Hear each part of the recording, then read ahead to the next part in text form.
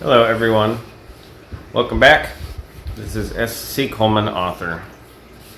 Before we start this video, we should clarify one important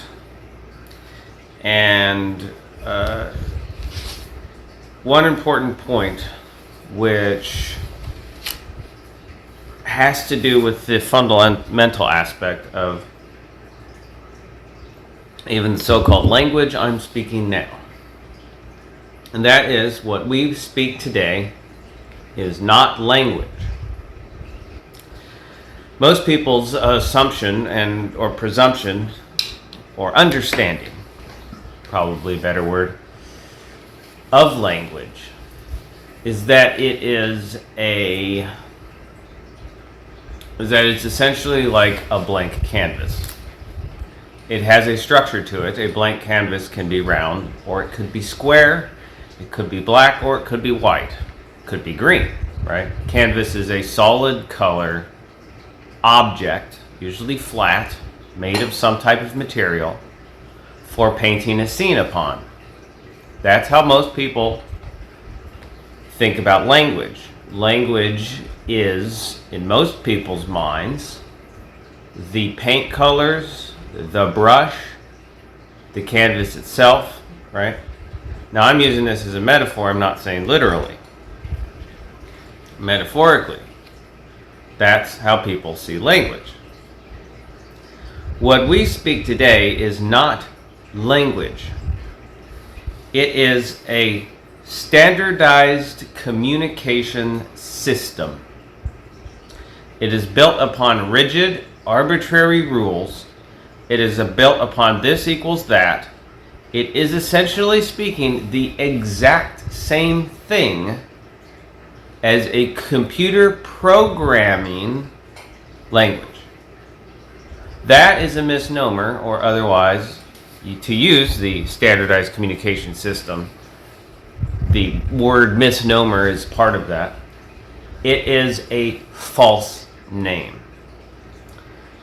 What is used for computer programming does not fit into people's traditional and conceptualized idea of what language is. What does fit into that category is something called a standardized communication system. It is, simply speaking, a list of relatively speaking, symbols or objects which represent a particular function or a particular, essentially a founded idea. It's a list of ideas. You operate your communication system off of this standardized list and nothing else. When you program a computer, the list with which the computer is programmed is all that computer can communicate with. It is not capable of communicating outside of that standardized communication system. And that is the primary reason why it is so difficult for people to communicate with each other today. That's because just about everybody today has been mentally programmed with this standardized communication system. It would be essentially the same thing as attempting to communicate with the computer, which was programmed in, say, Java or C++, using Python or something like that. It's impossible, of course, or you could even consider the command line. If you go into the command line and you write into the command line using the Linux system in an HP or Windows computer, or if somehow you figured out how to do it in an Apple computer, it would not register. The command lines are different because the standardized communication system with which the computer operates is different. Computers cannot communicate with each other using a different standardized communication system, and equally neither can people. Now, the concept here is, of course, based on code, the idea of coding. And in this case, It's the codification of child modifications. When you go into the school system, you have something called behavioral modification. That is the practice and idea of modifying human behavior. This is different. A child is born with a natural propensity to language. It is trained out of children, their propensity to language, when they become adults, and is replaced by the standardized communication system. Child modifications based off of natural tendency include the words rad instead of radical, serial instead of serious, text abbreviations, and emoji communication. All of these things came out of the child practices. What happens in the school system is they study the behavioral patterns of the children, and as soon as children come up with any of these types of modifications, they take that modification and codify it into the standardized communication system and compel other children to follow suit. Compel either on peer pressure or the general tactics that we see proliferated today everywhere, which is repetition. Repeating it over and over and over and over and over and over and over and over and over in every capacity. And then they get children to go around saying things like, you can't say it like that, it's said like this. Or, that's not the right word for that, the right word for it is this. That's enforcement of the standardized communication system. It is an essential component for programming, both mentally and with computers. It is unnatural when it comes to humans, and it's unnatural when it comes to all animals. Imagine trying to teach a standardized... Well, actually, you can teach, in some cases, a standardized communication system to animals, which what we refer to as teaching them tricks. But this is a little bit different. With computers cannot function with a language. There is no such thing as a computer language. It is impossible. Computers cannot function with the idea or within the conceptuality of what a language is. They can only function on a standardized communication system. What we call English today, actually, the only English that exists is Old English.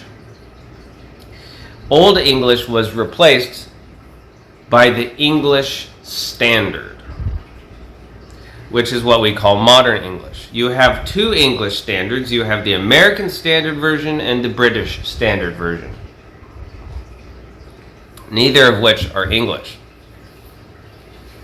You also find this in the classification of Modern Standard Arabic, and also called journalists or so-called reporters of the fake news system. They all are trained to speak and replicate the standardized communication system. It is a model for communication. It is not a language. The difference is that modification and creativity are inherent in any language. The language is set up for it to be modified and creatively changed at will. You communicate what you wish to see understood, but you also develop the language. You make it more, it's interactive. You can make the language more fluid. You can build your own language capabilities within it. It is essentially, like I said, metaphorically, it's like the canvas with the paint, the paintbrushes, etc. Now, this is in contrast to assigned word to definitions. That's what we have. When you go to school, you learn a vocabulary list, and there you have assigned word to definition. If somebody uses a word outside of the definition, they immediately get they get the sudden focus, right? Everybody in their vicinity, if there is anyone in their vicinity, will seek to correct them. Hence, you get the word correctional. It's a correctional institution. We are living in a prison, and we are the inmates as well as the wardens and security guards. And part of that is correcting people's vocabulary and grammar when they are quote-unquote wrong, meaning they're not using the approved assigned word to definitions ratio from the approved and assigned list, which is what everyone is taught inside of those disgusting centers of abuse we call school system, or the schools. And also rigidly enforced rules. You adhere to the standardized communication system simply because as far as the logical conceptualization is, you have to. Of course, anybody who understands modification and creativity of a language, they're not bound by that, and they can refuse to follow it. And then you are going to be in contention, essentially speaking, with this standardized communication system, because this is all about blind obedience by any means necessary. And most people don't even have a chance because they start out at a young age in the school system. They are trained from a young age, this standardized communication system, and they know no other possible, they have no capabilities in language whatsoever. And therefore, in order to communicate with them, you have to use their standardized communication systems. Otherwise, they simply can't comprehend it. Now, that goes both ways, because if they can't comprehend it, then and you can comprehend language, then you can operate far outside of any capabilities they could ever comprehend. So if you are, in fact, either staunchly opposed or an active enemy of this institution, and you understand and you essentially escaped the brainwashing of the standardized communication system, you can wield language at will. That's the big reason. That's the main reason why these creatures desire the imposition of a standardized communication system, because it can be wielded against you. But if you comprehend language, not only is it difficult to wield this bogus thing, but an individual can wield far more power and capability with their understanding of modification and creativity of a language. Now, some examples from the past. So, first we'll start with the French language. The French language today, like all the other so-called languages, is in fact just another standardized communication system called Francais. The actual French language is called lingua franca. That is used today to mean standard language, right? Lingua franca, people say, or so-called puffed up academics, because they're not academic. Well, they are of the academy, but they are not of the academy, as in they don't pertain to the foundations of that institution. Basically, what the institution says they do, they don't, right? So they're not academics. They like to use the word lingua franca to mean current language. What it actually means is the language or the tongue, lingua being tongue, of the Franks. The so-called Frankish Empire, for instance, is a fiction invented to obfuscate Francia, what the Franks called themselves, even as late as the 1690s. Now, I know they did this far past that, and it is present in the proliferation of streets called Les Rues des Francs, meaning Street of the Franks. You also have places called Franklinton, which is the town of the Franks, and the evidence of it is everywhere. It's in everybody's face. It's so obvious. People of the so-called French ancestry were Frankish. The so-called Frankish Empire never existed. There's no such thing as the fall of the Frankish Empire, and what people spoke up until the 1918 period, where they imposed the cardinal principles on everyone, would have been called lingua franca, the language of the Franks, or rather Frankish. And I wonder if there would be references to Frankish. And so that's something that's important. The word Francais and French being used in a capacity predating the Cardinal Principles of 1918 is evidence of backdation and revision, otherwise known as lying. They like to vilify, as we see all the time, with their little rumor mill and their little labeling, and they're propping up a stereotype. They like to vilify anything that is in opposition to this with denigrated words or vocabulary, part of the standardized communication system, and with, of course, caricatures. Now, one of the ways that they vilify what they would consider impure communication, meaning not strictly speaking robotic, is a pidgin language. They call it a pidgin language. The obvious implication that pigeons are dirty, disgusting creatures, and that anybody who speaks a pidgin language is pretty much a pigeon, right? And you can even visualize that caricature of two pigeons talking to each other in a pidgin language, right? That is very base, very crass, non-sophisticated vilification of something they dislike, and it is, in all respects, childish in the sense that it is of a low development. Impure communication, without codified rules, on the other hand, they simply refer to as a mixed language because it's much harder to deal with. Now, they've got that stupid Spanglish thing, which they try to codify and create a whole list of rules and a list of vocabulary with assigned definitions and all this other nonsense and proliferate that crap everywhere. But either way, it's much more difficult to vilify the mixture of languages, which is also another problem they have, because computer systems cannot operate in, say, Spanglish, right? Or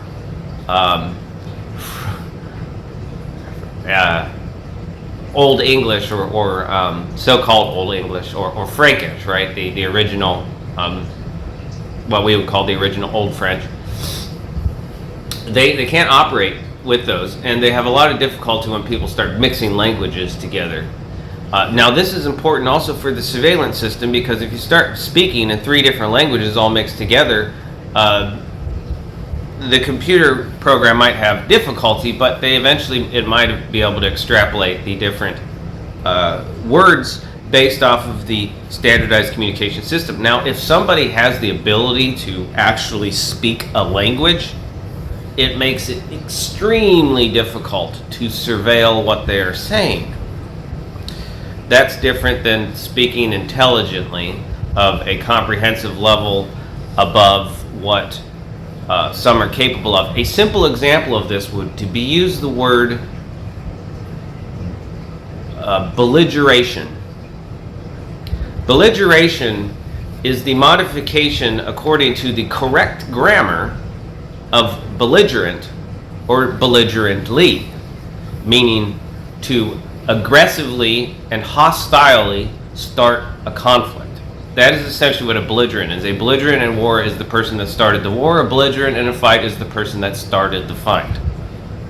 So belligeration is the act of starting a fight. However, it is not listed on the standardized communication system codification rules of word to assigned definition.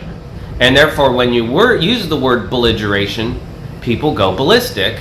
They cannot comprehend it. They cannot imagine. They know what it means. Because they know what the word belligerent means, because they know what the word belligerently means, they instantly know what belligeration means. And it also follows the patterns of all other TION-based words. But it is not on that list. And therefore, even the computer system has difficulty working with it. And as you'll find out with the Google system, which is all conformed. All the search engines, everything online just about conforms to the standardized communication system. So when you input something that is not part of that standardized communication system, it can't comprehend it. It will change it to something it can comprehend. Simple as that. So the way this was developed, the roots of it, if you will, is in ritualized phrases or mantras. These come out of the institutions of religion. They get you to repeat, and repeat some more. You keep repeating over and over and over again until it becomes ritualized into your habits. They also use attributions. They repeat constantly that this is attributed to such and such or so and so. Also word labeling, and the majority of this crap comes out of the starts in the churches. Bad versus good. Bad words, good words. Right? These are bad words. Don't use them. These are good words. You can use them. It's entirely arbitrary. It's completely all based off of lists and rules and codifications. And we, as rational human beings, we look at it and say, okay, I see where you're coming from. I understand. And you are emplacing your own presupposition that you know what the intent behind it is.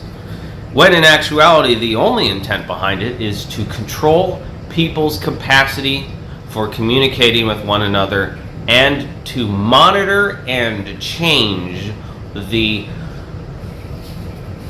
mass of habits and enforce adherence. That's what the purpose is. That's the motive. And it's from the horse's mouth.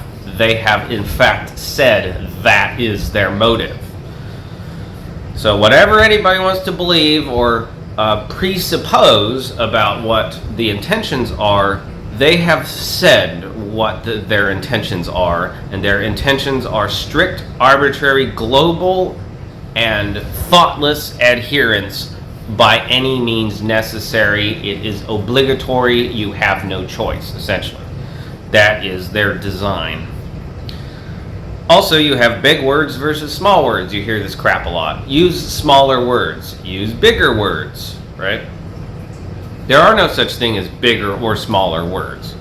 But all of this stuff is part of developing the habits around a standardized communication system and not a language. People are not trained in a language. People are not taught a language. That is a false name. People are taught the standardized communication system in order to impose standardized, global, universal rules. Simple as that. An example of this can be found in The Graves of Academe by Richard Mitchell, in which he talks about a superintendent who suspended and fired a teacher for teaching Plato. Now, the reason for this is that Plato was not listed on the approved books list, and said it would have been the same thing if he had been using Playboy. It is not that the superintendent, as Richard Mitchell says in the book, which I believe is a pseudonym, it is not that the superintendent, likely as a person, cannot comprehend the difference between Plato and the Playboy. It is because the standardized communication system and list of rules does not make a difference or distinction between Playboy and Plato. And that superintendent's job only, or only, and specifically, is for the enforcement of arbitrary rules and standards equally across the board with no thought process placed behind it whatsoever. It is strict adherence to a list and nothing else. Same thing here. So the information loss, or so-called telephone game that they do in the schools, is all about teaching one reason why the purpose for the standardized communication system subconsciously they're trying to teach what the purpose of it And it's also there's two parts to it. First, there's revision and modification of the standard, right? So when they do the telephone game, they watch the behavioral habits of the children and see how they modify and revise. And then they can codify that as well and mix it into their disgusting control system. Now, the other part about it is that it also trains people to revise things and modify the standard, but while adhering to that standard and to operate within it. I look at it, though, and say that's indicative of the natural capacity for human beings to modify for their own purposes a way to essentially communicate ideas and whatnot, but in a capacity with which they have the creativity for modification. And by the time children become adults, they have lost just about all creative capacity or capability to modify. That's important. Strict adherence to an established set of rules, or the capability of a person to modify those rules for their own purposes. There is the natural right of the human capability to modify, and it will always be present even if it is dormant. Information begets organization. Now, here's the crux of it. The foundation on the standardized communication system is to develop an organization through information control. You control the way people communicate, you control the information system, and thus you can control the organization. If you do not control the communication system, i.e. an actual language, and that language can be controlled by the individual leveraging or using that language, then you cannot control the information, and therefore you cannot control the organization. And that is fundamentally what these people fear above all else, because they know that once language once again sets back into the public, the public mass, if you will. Publication, by the way, is public and publication. Those are more word patterns to notice. Once language actually sets back into the masses, and this disturbing aberration, this unnatural thing that the school systems have done to people's language capabilities, once that dwindles, then the next thing that follows, of course, is a loss of control over information, and after that is a loss of control for organization. And you know that once there's rival organizations, they are going to be beaten out. Period. They won't be able to compete. They'll either dwindle down or they will be forced out, or whatever, right? Bad things will happen to them as far as they see it. But the most important aspect is that they fear above all else the loss of control. And that starts with the standardized communication system. Now, there's a bunch of simple aspects of the standardized communication system. There's stop signs, there's traffic lights. Those are all standardized communication systems. They are standardized and communicated to you. You do not have any capability of modifying them. Now, you can go up to the traffic lights or stop signs and change the physical overall appearance, and then that will, of course, cease to be a stop sign or a traffic light, because then people will see it and they're trained to recognize the pattern in the image and whatnot. If you change the pattern and you change the image, then they won't recognize it for being that thing that they're trained to recognize it for. And that is very important, that we get to a point that that is done. Very important. We simply cannot have creatures who not only abuse and do all this other stuff and try to rule at will, but also have in their designs the complete and utter annihilation of the human race. They cannot be allowed, simply speaking, cannot be allowed to subsist and continue to keep control, because if they are, then, well, the designs, which they themselves have said, will be the outcome. So if basically they're allowed to do it, then, if you know better and you just simply allow them, That's, in some cases, I suppose, could be considered suicidal. Somebody who's just simply too lazy or rationalize it in some way that they just simply don't want to do anything, or they don't want to do the effective thing to remove and take these people out. It has to be done. It has to be. You cannot let creatures who want to eliminate and annihilate the human race, when you know that they want to do that, especially when you have the proof, evidence, it's in your face. And see, I run into this a lot. I meet people, and they have a question, and I answer their question. They never ask me for the evidence.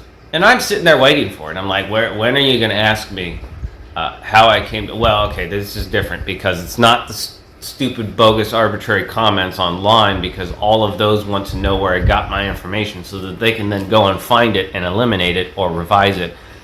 And then, of course, smear my work. And if I gave them all of the evidence and proof that I have, which I usually do, well, they can't get rid of all of that, of course, because there's too much of it. But what they can do is develop a plan of attack. And so in that sense, it's more like keeping your cards close to your chest and not displaying your entire military strategy or operational strategy. Not to say military strategy, that's a stupid modification there.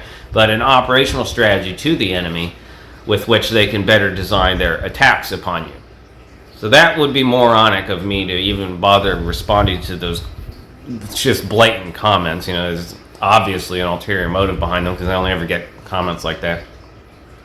But it's with talking to people in reality. A lot of people will talk to me about something, and I'll give them a reason, and either they take it on its face because it's coming from a source that they trust, or they don't want to see the evidence and proof of what I'm saying, because they know that once they do, they can no longer deny it within their own mind. They can no longer say, oh yeah, dismiss it with some type of rationalized excuse or logical excuse. It's not really rational, but it's logical. We say rationalization, but really it's more like logicalization. You create a logical conclusion in your mind, but it's not really rational, right? If somebody comes up to you and says your neighbor is trying to kill you, you create a logical excuse to dismiss them and say they're crazy because nobody would say something like that. Essentially, that's logical. It's irrational, though. So this term of rationalization is incorrect, and it is again once again another example of the standardized communication system mechanism. There is, however, and this is an important component, because I think this needs to happen, because it's going to take a while to restore language. Take a long time, possibly. I don't know. It's hard to say. I think it will take a long time, though. Before that, though, and soon, there is a need for widespread, and it will be difficult with the standardized communication system, because technically it's a war over communication, not just simply the information war or info wars. It is a war over communication itself. There is a need for a widespread and organized search and seizure of all school facilities, all of them. I don't believe there's any organization on the planet, because of how much proliferation that there is. I don't believe there's any organization on the planet which is actually capable at this point of doing that. Not even the school system itself. Not even that system, which is basically built on an image alone, is capable of auditing, if you will, its own records and its own institutions or facilities. There is so much bulk, there's so much bureaucracy to it, there's so much in it, that even any of these institutions themselves, or even together, would be incapable of doing a search and seizure of their own so-called property. It's not their property, of course. It's the property of the people in the communities who've been hoodwinked and brainwashed for so long. Those are the people who need to get together. They need to go in there, and they need to search and seize all school property. All of it. that's what terrifies these people. That terrifies the school boards, the trustees. All of them act inimically and belligerently towards the people for the very reason that they have a guilty conscience, is what many people call it, and they have been up to some pretty hanky crap. And there's too much proof and evidence to destroy. There's too much of it. And the reason why I think there needs to be a widespread and organized search and seizure is because there's too many people who simply refuse to believe it. They want to shoot the messenger. They would rather bury their heads in the sand. So there is a requirement, and I do believe it's coming. It'll happen one way or the other. It will either happen organically or it will be spurred on, but it's going to happen. And the violence with which it happens is all dependent on how long the rubber band is allowed to stretch. Essentially, the farther you stretch a rubber band, and the people stretching the rubber band are these stupid school boards and trustees of committees and other nonsense like that. They're the ones doing it, right? They're the ones antagonizing and inflaming and acting in a belligerent manner. They're the ones starting it, essentially. But they're doing it in a way that's stretching that rubber band, and the farther it goes, eventually it's going to snap back. And as you know, the farther you stretch a rubber band, the more it hurts when it snaps back, and so naturally the response will become more violent the farther the rubber band stretches. Now, I, myself, have no trouble with it being as violent as possible, but there is a responsibility to reduce the amount of violence because of collateral damage. Now, you can't, essentially speaking, have very much collateral damage when it comes to these school structures, of which there's so much. But if you have a well-organized search and seizure, what I mean by well-organized is you don't have people going in there and, just wrecking everything, right? It's well-organized, it's methodical, it's specific, but it's widespread, it's across the board. There will be a lot of things that won't be found, but there will be a lot of things that will be found. That's the biggest thing. Now, I'll give an example. In 2020, the Chinese consulate in Houston, Texas closed. Now, before they closed, they were burning, there was smoke billowing from the consulate, right, which meant they were burning stuff, which is part of an immediate action plan. It is the expectation that your position will be overrun by enemies and you want to burn all the evidence and get rid of all of it and destroy any TS or top secret property, all that type of stuff, right? And then you go down the list of priorities, eventually stopping with just destroy the gear and anything that the enemy could get their hands on and use against you. At the same time, though, you also had the combat going on in that hotel in Las Vegas, and you had students and faculty being arrested at universities for working for, not with, but for the PRC, or People's Republic of China, and the Chinese Communist Party. That is, we are being laughed at because that is the number one main foreign adversary on the list, once again, a standardized list of enemies of the U.S. federal government. Essentially, it's U.S. federal government. It's not the people, right? It's not our enemy. It's the U.S. federal government's enemy because it's on their list, not our list, their list of enemies. And yet, they import everything from China. They do, not us, they, right? This is a corporate mechanism. It's a control structure which is foreign or alien to the people. It is not by and for the people, and it's not chosen by or for the people. The people have no involvement in it. It is a corporation which exists for its own purposes alone. That's what the so-called government is. So they put the Chinese Communist Party on their list of primary enemies, and then they import all of these Chinese products into the United States. And all the universities are integrally connected to the Chinese corporate structure, not the people of China, the Chinese corporate structure, and you have people working directly for that Chinese corporate structure, which is on the primary enemies list of the corporate structure we have here, the corporate governance structure. And these students and faculty are not Chinese. That's the biggest thing. It's quite astounding the level of treason that these people have been proliferating, and the way that they have been able to, in many cases, overtly laugh in our faces and do whatever they please with relatively, or so we're taught to believe, no consequences.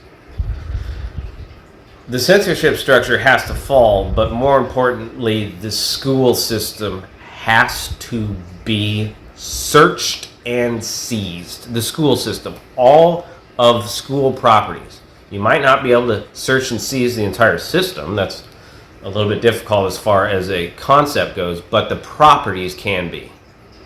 And they will fight. They have done such nasty, heinous crap, and they continue to do so. And one example is the radio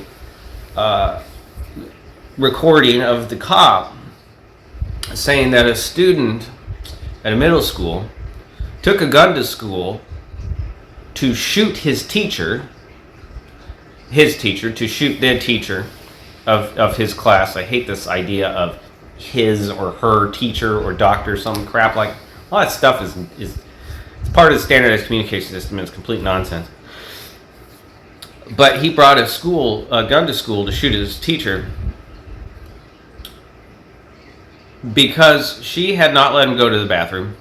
He had wet his pants in class, and that, of course, naturally would subject him to continuous ridicule. Now, everybody looks at the student and says, "Oh, what a bad student. How dare he take a weapon to school," right?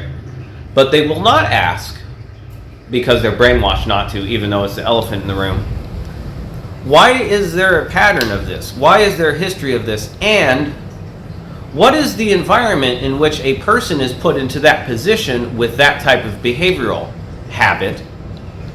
I'm referring to the teacher here, who seeks to create an environment in which a student feels the need to shoot the teacher. What kind of environment? And that of course begs the question, why aren't the parents shooting the teachers and the school boards? Because there's clearly a need to do it, a necessity. These individuals in the universities, in the academic so-called structure, are clearly out to get all of us. And this whole nonsense with the property values is just one of many symptoms, including COVID, of the vindictive, hateful, and belligerent intentions of those that operate within the school system. And then they come out with their little peer pressure crap of, when are you going to put your child in school? When are you going to put your child in school? You think I'm going to put a child in a school, in any school, where a student in a middle school feels the need that he has to go shoot his teacher, right? And the teacher is such a bad person, such an abusive person, that they want, and that's only one example of so many. Not to mention they have all these stupid public school shootings all the time, and you're going to ask me when I'm going to put my kid into that? And then of course they get mad at you because the implications is that they're irresponsible and bad parents by putting their child into that kind of situation. But that is in fact what they're doing. So you can get mad and try to shoot the messenger all you want, but that doesn't change any of the circumstances whatsoever. And today there's a lot more people realizing that. 2020 really helped out with that, but you have the primary focus nowadays is probably on the property taxes and property values, all based off of school districts. People choose to live in certain places because of the school district, whether or not they're quote-unquote good schools nearby. And that affects the property values, and thus they have a mechanism with which they can manipulate the value of the land and the property. I am adamant in more ways than one that it is necessary, absolutely necessary, that some kind of catalyst has to or will happen, organically or otherwise, because these people are inimical to nature itself. There will be something that will happen. Some pretext, something they will do. And if they did it to me, then I would immediately start doing all this stuff pretty much. Maybe. It all depends on the situation, right? It's always situationally dependent, but there is a necessity for a full-scale, complete search and seizure of all school property, at least across this country, if not the entire globe. Every school, any institution calling itself a school or institution of education has to be searched and seized. Of their buildings, their facility, their secret rooms, their covert areas, their research labs, their corporations, everything. And there's a lot. And of the places that will have nothing, will have simply office buildings and arbitrary administrative paperwork.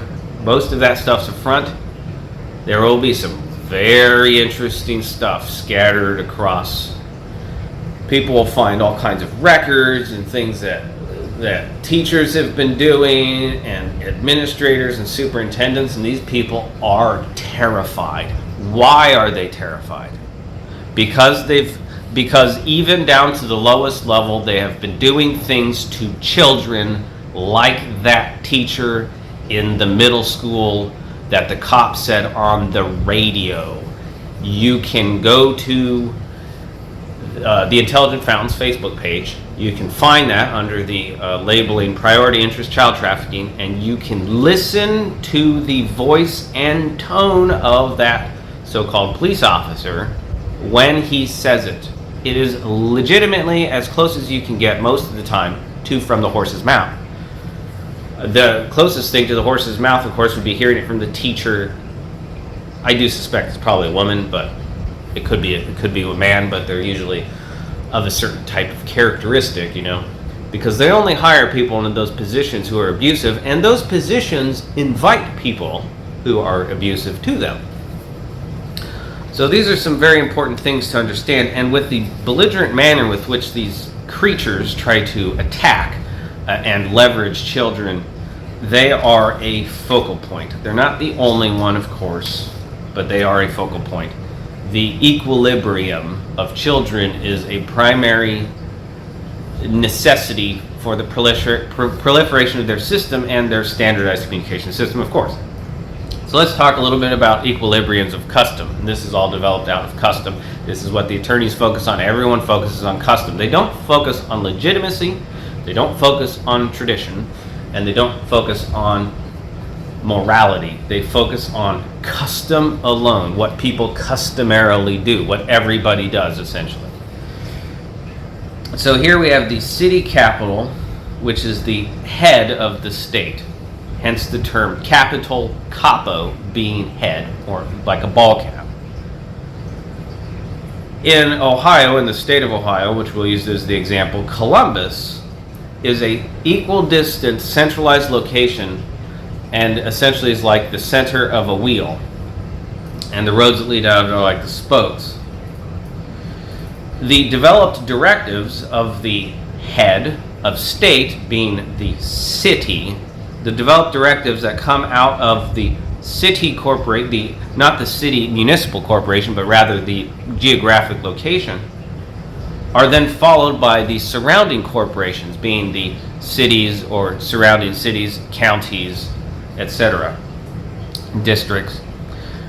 The resources will be pulled from the surrounding areas in the defense of the capo. The city-state is what this is called. It's a model. It's a customary model. It's referenced in relation to Athens and Sparta. The city-state is the capo di tutti I capo, meaning the boss of bosses or the head of heads. When the boss of bosses in a mafia is threatened, all capos or all bosses have to protect the boss of bosses, and the same goes here.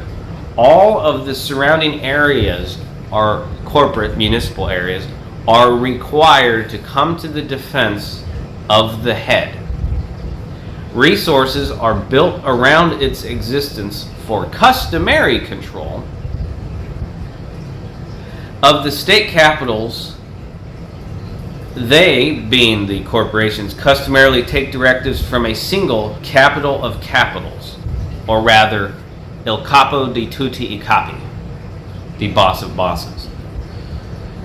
A country-wide capital would be the so-called federal, like Washington, D.C. A statewide capital would be the boss in relation to that. So in the countrywide aspect, the boss of bosses would be the countrywide capital. Then the state capital you can consider the boss, being the boss of the state. The counties are the underbosses. And if you go to the Ohio State House, you will see flags of all the counties out in front of one of the entrances. And that's a demonstration essentially of the banners, the bannermen of a king. If you go to the building itself, you will see the flags of all the counties, and that's similar also to going to a mafia council, and the head of the council or the family is at an elevated position and then is surrounded by his bosses, right? All his capos. All the capos surround the capo, the main one. And those are the underbosses, right? Except in general, the underbosses are under the boss. So basically you have the head of heads, then you have all the other heads, and then you have their underheads, right? And that creates their hierarchical, essentially military-esque structure, being the general, the colonels, and then of course all of the captains, right? In fact, they do refer often to underbosses as captains. But in this context, I would say the underboss is above a captain, and the cities we can refer to as captains. The cities themselves are the captains. The cities are ruled by underbosses, being the counties. And then the counties are ruled by their boss, being the statewide capital. And then the countrywide capital is your boss of bosses.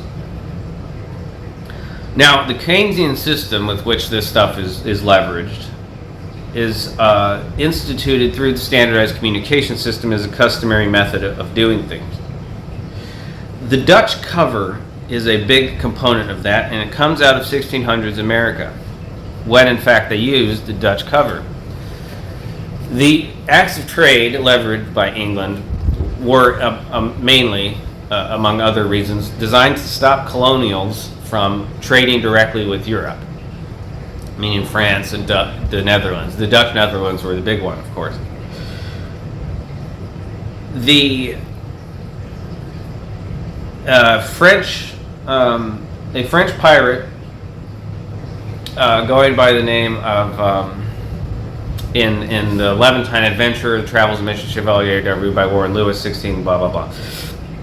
French pirate claimed he was operating under letters of marque of the Duke of Orange, which was a cover identity from the Dutch Netherlands. Now this was adopted out of that trade position by people desiring to conduct free trade, this idea of operating under the cover of the Dutch Netherlands.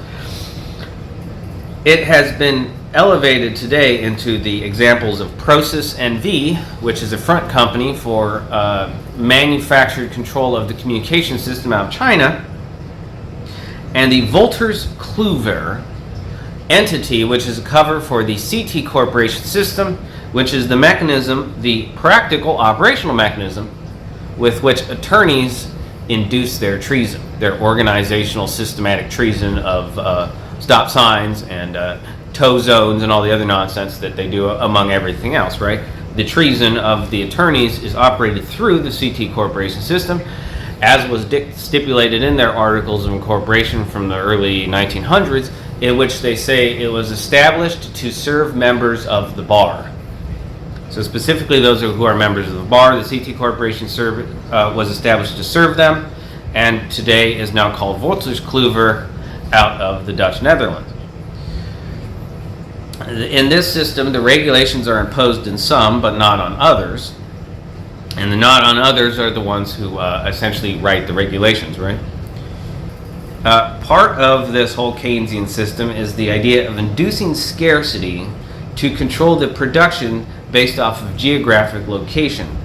It is applied to internet and communications. Hence the need for something called a virtual private network.